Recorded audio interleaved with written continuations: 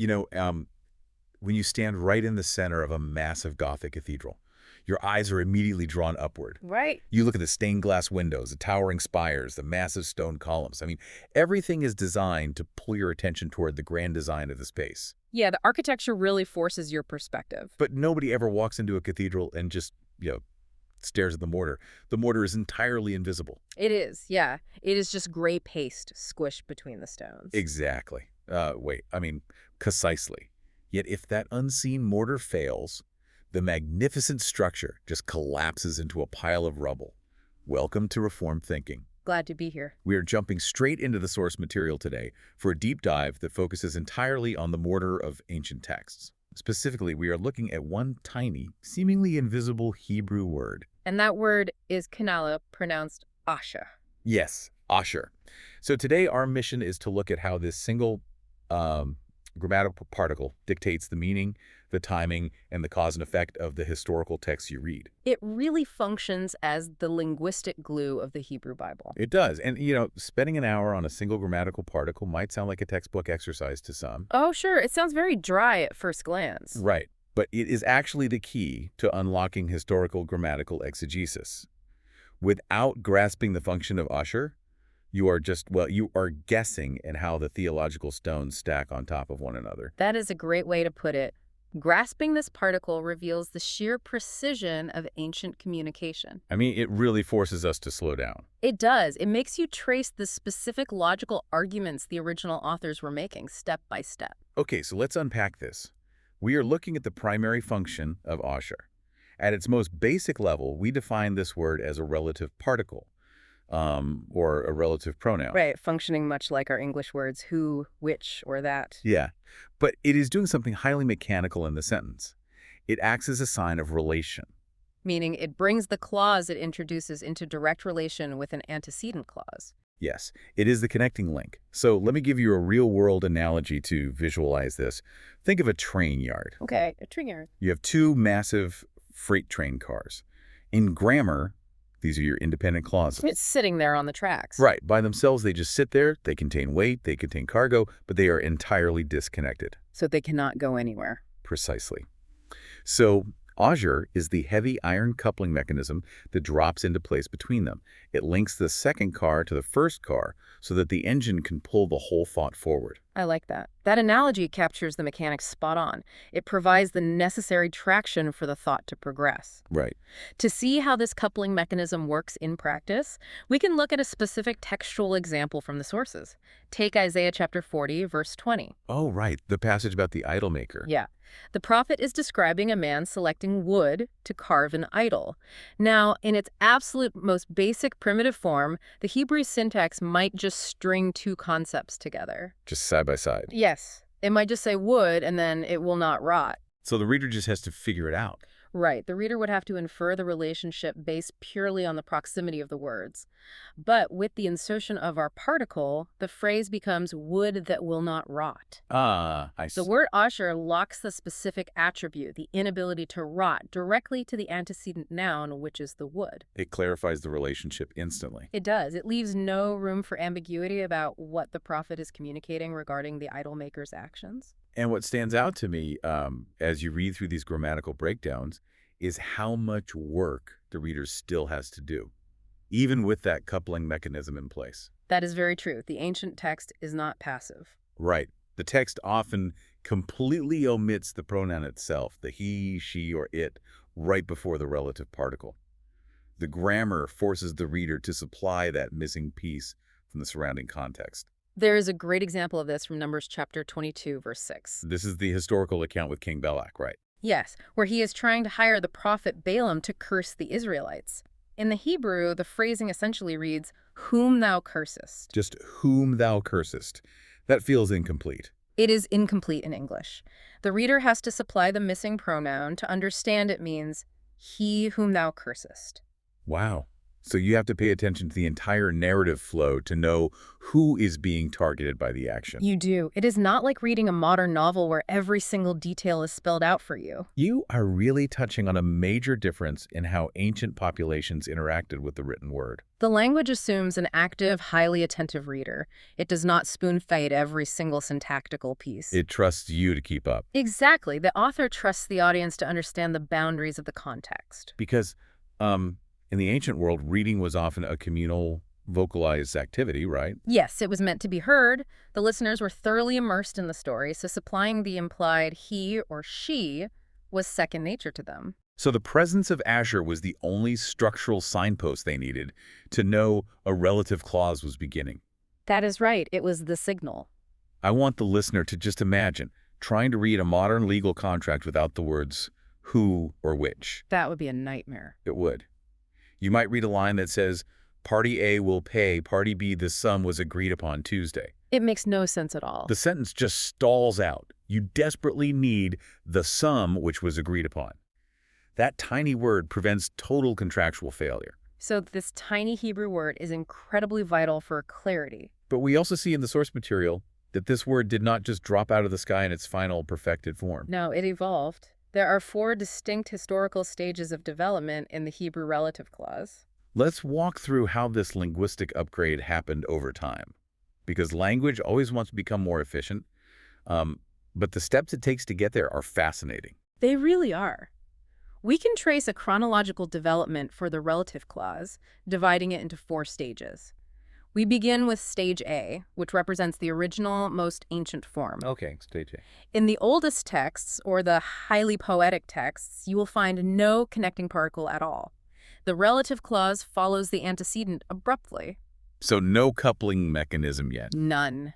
It is what grammarians call an asyndetic relative clause. There is no usher. You just have the noun immediately followed by the descriptive clause. And the relationship is purely implied by juxtaposition. Yes. So that would be like saying in English, the man walked into the room wearing a hat instead of the man who walked into the room was wearing a hat. That is a perfect way to illustrate it. You're just slamming 2 images together and letting the listener figure out the connection. That captures the abruptness of it. It is raw, it is poetic, and it forces the mind to bridge the gap. Okay, so what is the next step? Then we move to stage B, which we can call the bridge.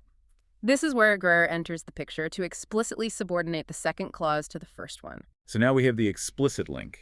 Yes, 2 independent clauses are explicitly linked.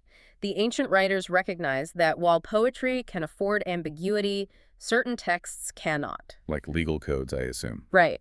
Legal codes, historical narratives, and covenant documents require absolute precision.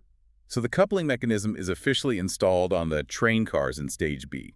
Yes, it is bolted on. From there, the language becomes even more sophisticated. We arrive at stage C. What happens in stage C? We can call this the immediate reflex. In this stage, the word in the relative clause that refers back to the subject, what we call the pronominal reflex, immediately follows Escher. Do you have an example from the text for that? We do. Consider Isaiah 5.28, which talks about an invading army whose arrows are sharp. Okay. The Hebrew structure literally places the reflex right after the particle. You have Ajah followed immediately by the word for his arrows. Ah, I see. Another example is Psalm 95.5, to whom the sea belongs. Again, the particle is followed instantly by the preposition and pronoun referring back to the creator. It is a very tight, highly structured way of assigning ownership or attributes, isn't it? It is. The thought does not wander at all. That makes perfect sense. It is like they are tightening the bolts on that coupling mechanism so there is no slack between the train cars. Right, you get immediate clarity. You do not have to wait until the end of the sentence to figure out who owns the arrows or who owns the sea. And finally, we reach stage D, the elliptical stage. The elliptical stage, okay. This is considered the most advanced linguistic development in this sequence. In stage D, the reflex for the antecedent is dropped entirely. Wait, dropped entirely, so they take pieces away. Yes. The text trusts you, the listener, to infer the missing element from the context. Okay, give me an example of this. A prime example is found in Genesis chapter 2, verse 8.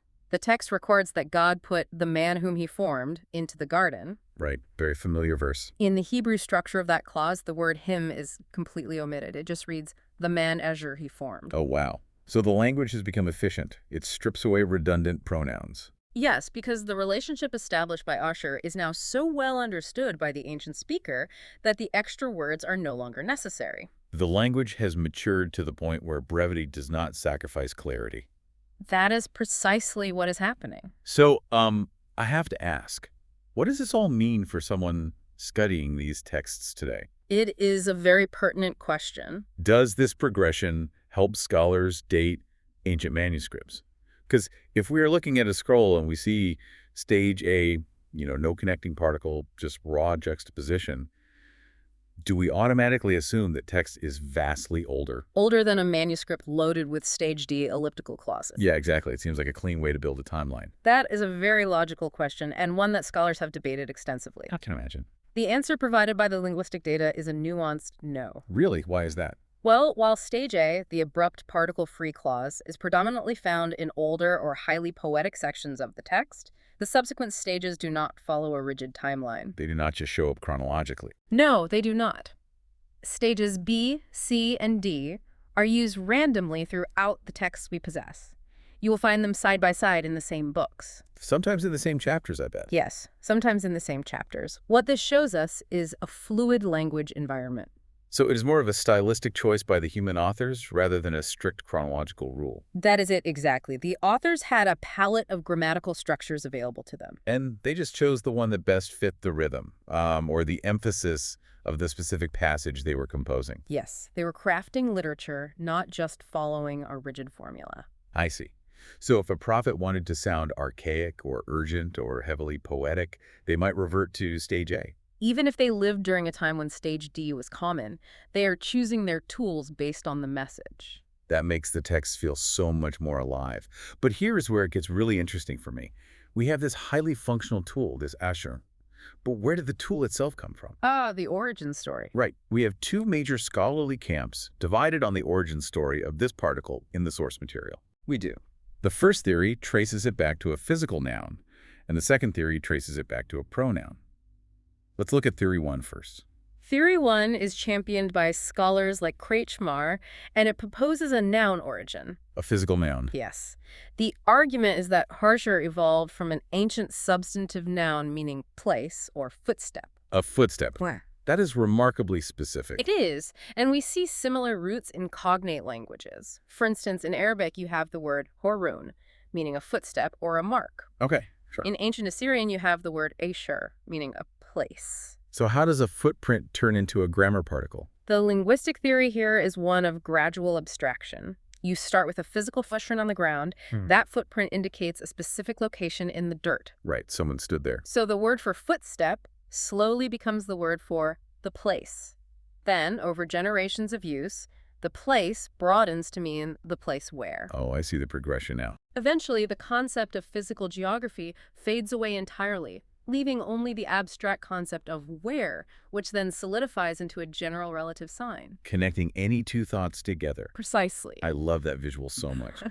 A physical footprint in the sand slowly abstracts over hundreds of years until it becomes the grammatical concept of which or that. It is a beautiful way to think about the evolution of language. You can literally trace the thought process of ancient humanity. They needed to connect ideas, so they used the word for a physical connection. A footstep connecting a person to a location. Right. But then we have theory 2, which says, no, it did not start as a noun at all. Right, the opposing view.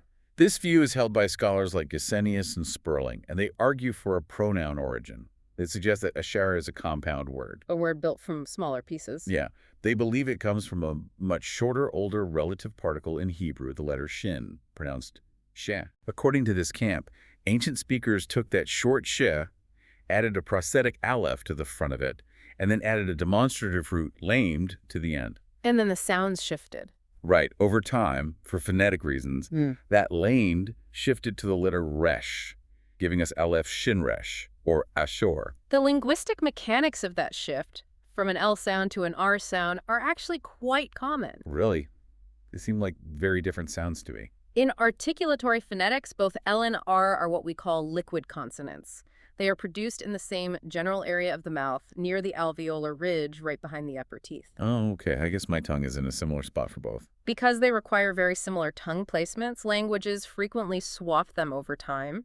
It is a phenomenon known as rhoticism or lambdacism, depending on the direction of the shift. Wow, okay. So the idea that a lambd could morph into a resh over centuries of spoken Hebrew is entirely plausible. That makes the theory a lot stronger. Furthermore, we see fascinating comparative linguistics to back up this second theory, connecting Hebrew to the broader Indo-Germanic language family. Wait, Indo-Germanic, how does that connect to Hebrew? Well, across many different, seemingly unrelated languages, relative pronouns are almost always born from demonstrative pronouns. Demonstratives are pointing words, right? Yeah. Words like this or that. Yes. And the phonetic markers for these pointing words are incredibly consistent across human language. You see roots heavily relying on the D, T, or sen sounds. You quit. We have that Oh. in English, in German, in ancient Sanskrit. Oh, I see. The theory suggests that humans universally build complex relative clauses out of simple, primitive pointing gestures. That is just wild.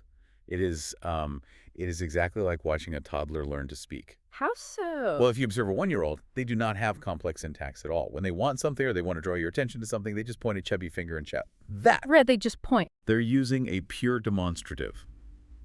That toy, that dog, is just a pointing word. But as their brain develops. Yeah, as their brain develops, and as human language developed over millennia, that simple pointing gesture gets repurposed. It gains abstract meaning. Exactly. That evolves from a physical direction into a complex sentence connector.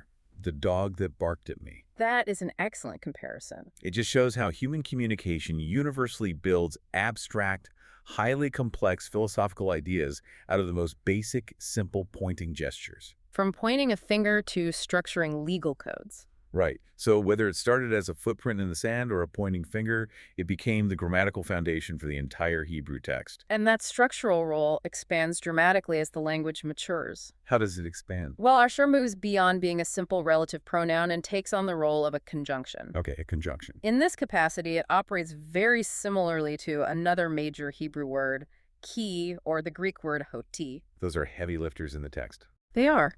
When edge functions as a conjunction, it acts as a true Swiss Army knife of grammar. A Swiss Army knife. It takes on a massive variety of meanings depending entirely on the context surrounding it. It is no longer just connecting nouns, it is connecting entire logical propositions. This is the part of the deep dive where the sheer flexibility of this one word becomes staggering. Yeah. Let's walk through the many faces of Azure as a conjunction. Let's do it.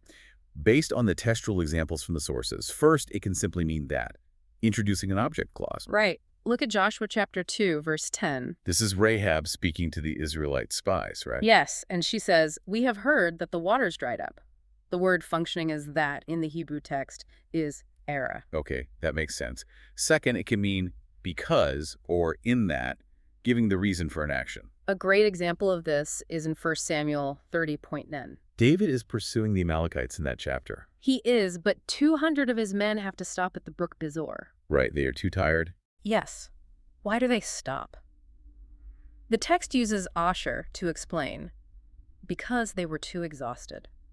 Wow, so it is giving the direct reason. We also see it denoting consequence, translating to so that. So that, can you give an example of that one? A prime example is Genesis 11.7, during the construction of the Tower of Babel. Okay. The divine judgment is to confuse their language, and the text uses Asher to explain the result, so that they understand not one another's speech.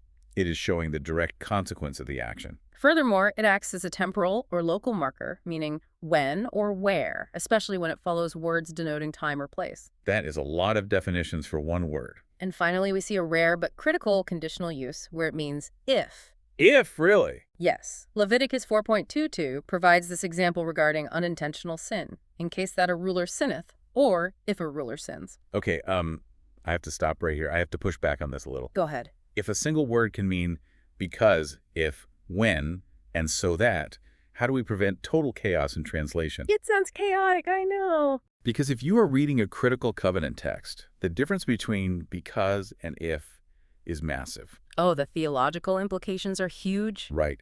Think about it. How do we know if the text is saying, I will bless you because you did this thing, implying a completed action that earned a result? Versus a condition. Yeah, versus I will bless you if you do this thing, implying a future condition that must be met. How does the translator avoid just picking the meaning that fits their own personal theological bias. That tension you are identifying is precisely why rigorous historical grammatical exegesis is mandatory. It has to be. You cannot isolate a word from its environment. Harsher never exists in a vacuum.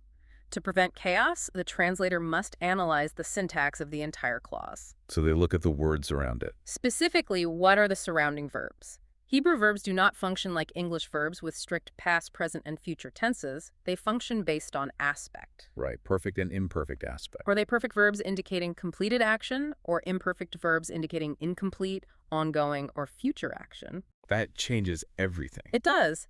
How does the local clause fit into the logical flow of the entire chapter? The environment restricts the meaning. Ah, the environment restricts it. If you see Arsher following a noun associated with time, the environment forces the translation toward when. Because that is the only logical connection. Right. And if it sets up a hypothetical scenario heavily reliant on imperfect verbs, the syntax demands the conditional if. That is brilliant. The guardrails against theological bias are built into the hard data of the surrounding grammar. You have to submit to the structure of the text rather than imposing your desired meaning onto the particle. That is a crucial distinction for anyone trying to study these ancient documents responsibly. You cannot just make it say what you want it to say. The text has its own internal logic, and we are not authorized to override it. And speaking of internal logic, ancient writers used some, advanced grammatical hacks to solve complex syntactical problems. They certainly did. One of the most fascinating workarounds involves how Hebrew handles possession. Because Hebrew typically handles possession through something called the construct state. Right, where two nouns are jammed together tightly, like House of David. But sometimes a phrase is just too complex for that rigid structure. Our source analysis introduces a workaround called the circumlocution of the genitive. Using the phrase har shalin. Yes, har shalin. Can you explain how this hack works? To appreciate this workaround, we need to understand the mechanics of the construct state. In Hebrew, when you want to show possession, you don't alter the second noun, you alter the first noun, the head noun. Okay, so the first word changes. Yes. It loses its primary stress, its vowels often reduce, and it becomes phonetically glued to the noun that possesses it. It sounds very rigid. It is very strict. You cannot easily interrupt that construct chain with adjectives or long descriptive clauses without breaking the grammatical rules of the language. So what happens when they have a really long list of things? Well, when an author needed to assign ownership to a long, heavy string of nouns, they deployed Asher Haf. It literally translates to which belongs to, or that is to. We see excellent textual examples of this workaround in action, like in Genesis 29.9. Right, when Rachel arrives at the well with her flock. The Hebrew there does not use a simple construct for her father's sheep. Instead, it uses the circumlocution, the sheep that were her father's. It spreads the weight out. Another great example is from Genesis 41.43, when Joseph is elevated by Pharaoh in Egypt. He is placed in a very specific vehicle. Yes, the text calls it the chariot of the second rank which he had. If you try to smash chariot, second rank, and pharaohs into a single construct chain, it would just be clumsy. The vowels would reduce so much the words would become unintelligible. And it would violate the natural flow of the spoken language. So they use this grammatical hack. It allows the text to assign specific ownership to complex ideas without breaking the rules. That is a great way to view it. It is like an expansion joint on a bridge. It gives the sentence room to flex and handle the weight of multiple nouns. I would add that the flexibility of Arsher extends even further when it combines with prepositions. Oh, right, adding prefixes to it. By attaching a tiny prepositional letter to the front of the particle, the meaning shifts entirely. Give us some examples of that. If you add the letter bet, meaning in, you get bahasher, which functions to mean in that or where. Okay. If you add the letter kaf, meaning like or as, you get kahasher, meaning just as or like as. Oh. If you add the prefix mem, meaning from, you get mahasher, meaning from where. It really acts as a base unit. It does. By swapping out the prepositions, the ancient writers could engineer highly specific conjunctions to guide the reader's logic. It is an incredibly modular system. It really is the Swiss Army knife of the Hebrew Bible. It truly is. Now, as we review all this linguistic data, there's a fascinating related term that pops up, and it looks almost identical on the page. You are talking about the verb root. Yes. We have been talking about asher, the connecting particle. But there is a verb, root, spelled with the exact same 3 Hebrew consonants, Aleph, shin, resh. It is the verb root shirt. The phonetic similarity is striking, though the vowels differ slightly in pronunciation. This verb means to declare happy or blessed. The verb roar specifically refers to someone calling someone else blessed. It is an observational declaration. We have a classic textual example of this, right? Yes, found in Proverbs 31.28. The text describes the excellent woman, stating that her children rise up and her husband praises her. And the specific verb used there is are. Correct. The specific verb used for their action toward her is asher. They consider her happy or declare her blessed. They are observing the fruit of her life and making a verbal declaration about her state. That is it. Now, in the context of ancient texts, we see the concept of blessing all the time. But there's another very common word for blessing, barak. Yes, barak is very common. What is the distinction between these two concepts of blessing?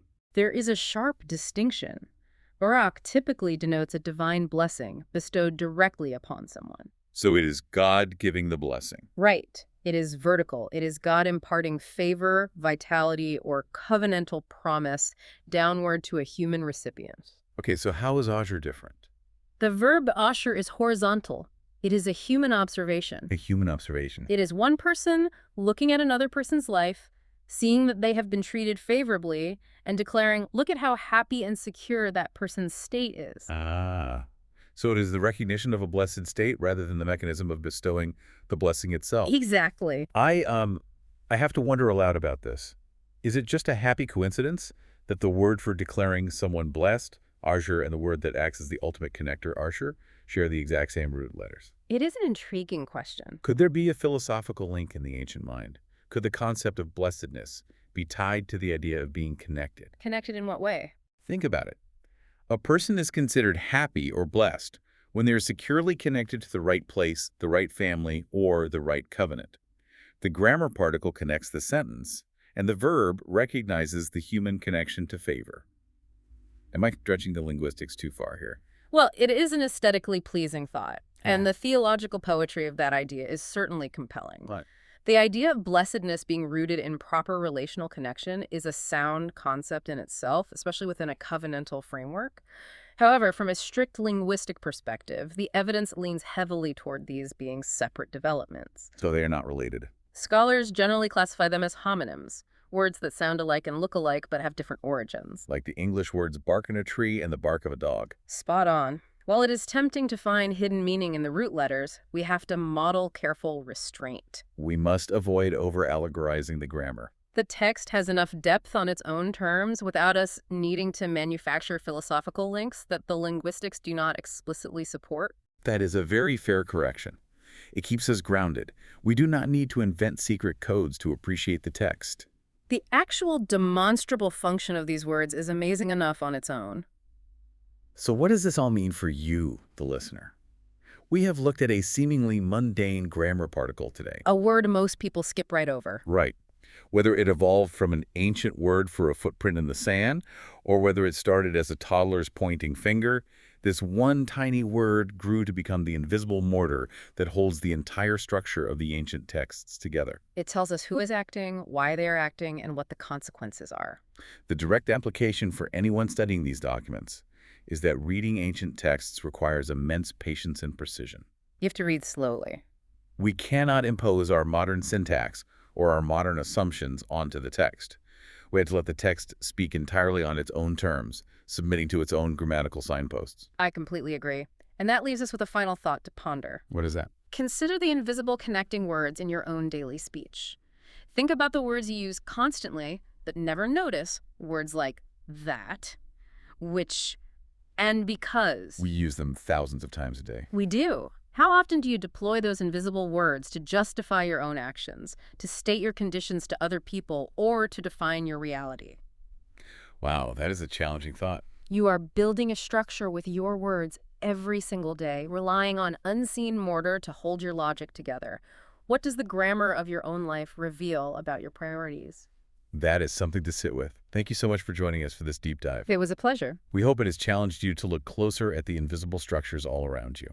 Until next time, remember the cathedral. The stained glass is beautiful, but the mortar is what keeps the roof from crashing down.